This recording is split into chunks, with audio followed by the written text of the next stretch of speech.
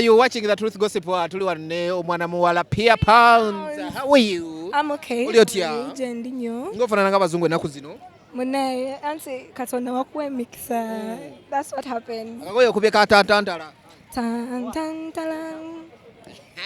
That's how we show. Yeah. Pia, you're looking amazing. Thank you. Do you have a man? Why?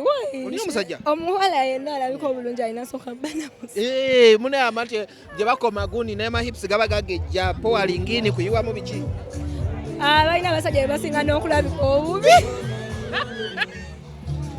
Right nagwe kye kyakwambaza akanika ku kano kateeka ku gone ku. Bagiyita bikini. Abantu bakomplaininga ku nyambala oyambala bubi. Buli omu akola ekimusanyusa. Ekikusanyusa? Kalikiza oleke tebyasitaza abaana ebyo byambala. Abaana baba banonayo ki? Baana kiri eyo. Abaana bonna. Olamu babaletedde ne minisita okugoba abayimbi mu masomero. Ize. Ate ize bikinga olwedde abaana babo. Tetulina kyakukola aba batugobyeyo nga tubasolingireyo walala. Wa? Enambole wano wali wangobye. Kati bamwatondebwa kusammula. Minisita mugambe kale ne wana ajja tugobewo. Waweepa.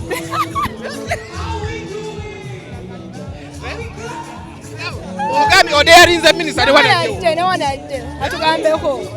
Watekayo akagoye Shiba yasinga okuwaana. Shiba is amazing. I'm amazing. We are all amazing. Ne muba mulaga biki? Bannange kambuuze tuli ku topic ki? Bikini zoyambala n'otulaga. Bikini temugimanyi bikini. Ayo tewaliwo biiki tewaliwo swimming pool. I can put on a bikini anytime I want. From anyway, I'm supposed to chat. Yeka ngobuuze wamaze okusoma ne bakutikkira. Yeah man. Congress first. Thank you. Kati abaana abo be mugamba nti no bandabirako ekyo tebasobola kindabirako basobola kolayirako just the right dress. Come on. Media muwe ebintu byamakulu amagezi. Minisita oyo olowooza tumukolere ki? Minisita walayi. Abatemu gwe. Kale abe easy. Aberenga ebintu abirabamu the positive part of it. Entertainment. We are entertainers. Mwe musinza okumala sabbuni mu maduuka. That's why we are here in the business. Buli business erina amateeka gaayo n'ebintu byayo omwenge gusula abantu addalo naye gutunda. Kati naffe business yaffe bagireke. Muli ku attraction basajja. Attraction ya brand because brand jeko mukola ebintu ebyewunyisa abantu jeko mogende ewala. Toyina kubeera ordinary. Abantu skati bazambala bulijjo ne bambala jeans nange mwagala nzijja skati ne jeans. I have to come dressed as Pia Pounds. Pia Pounds. Pia Pounds the name means bwere. Pia Pounds the name means international. Era oli wabatayagala bya international, Beyonce abatamwagala, Rihanna abatamwagala, abo bonna abayimbi tabagala. Aba-influencing okubeera omuyimbi.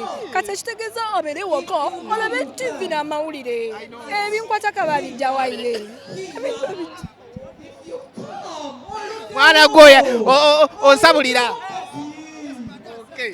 Neyanziza maama okubeerako naye. Naye tetwogedde ku buyimba bwange, tetwogedde ku Slave Farmer, tetwogedde ku wakola part 1 ne 2. Tuli ku part 2. Tulina part 2. Tusubireyo part 3. Musubireyo busubizi hit nga bagiyita Luvo Choir. Ye title over. But why?